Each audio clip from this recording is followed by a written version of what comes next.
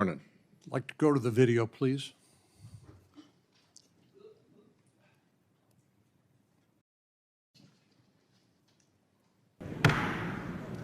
Committee will please come to order.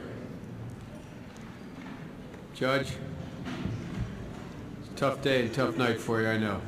Let me ask, do you have anything you'd like to say before we begin? I understand that your preference is, which is totally and completely understandable, that we go 1 hour tonight, 30 minutes on each side.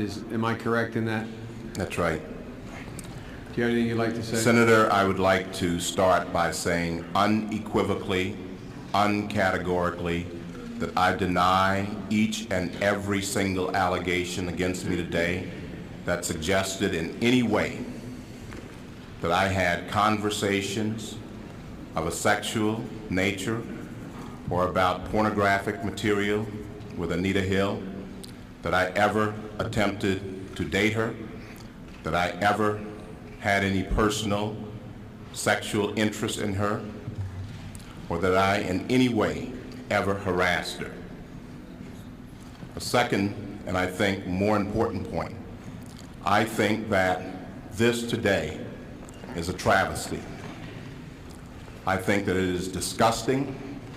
I think that this hearing should never occur in America. This is a case in which this sleaze, this dirt, was searched for by staffers of members of this committee, was then leaked to the media, and this committee and this body validated it and displayed it at prime time over our entire nation. How would any member on this committee, any person in this room, or any person in this country would like sleaze said about him or her in this fashion, or this dirt dredged up, and this gossip and these lies displayed in this manner? How would any person like it? The Supreme Court is not worth it. No job is worth it. I'm not here for that. I'm here for my name, my family, my life, and my integrity. I think something is dreadfully wrong with this country when any person in this free country would be subjected to this. This is not a closed room. There was an FBI investigation. This is not an opportunity to talk about difficult matters privately or in a closed environment. This is a circus. It's a national disgrace. And from my standpoint, as a black American, as far as I'm concerned, it is a high-tech lynching. Senator That has a was minute and a half 32 years ago.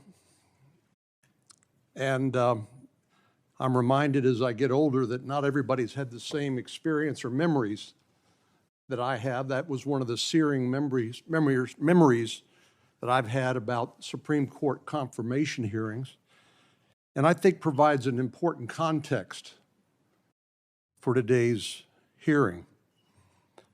The truth is that, as Senator Kennedy said, starting perhaps with the Bork nomination, that members of the United States Supreme Court, when they've been nominated for the job, have been subjected to relentless campaigns of harassment and intimidation, which, as Justice Alito recently pointed out, can lead not just to intemperate attacks like the Senate Majority Leader made against Senator Gorsuch and Judge Gorsuch and Judge Kavanaugh by name back in 2020. It could lead unstable individuals to decide that they are going to conduct an assassination of these members of the Supreme Court. So things have gotten terribly out of hand.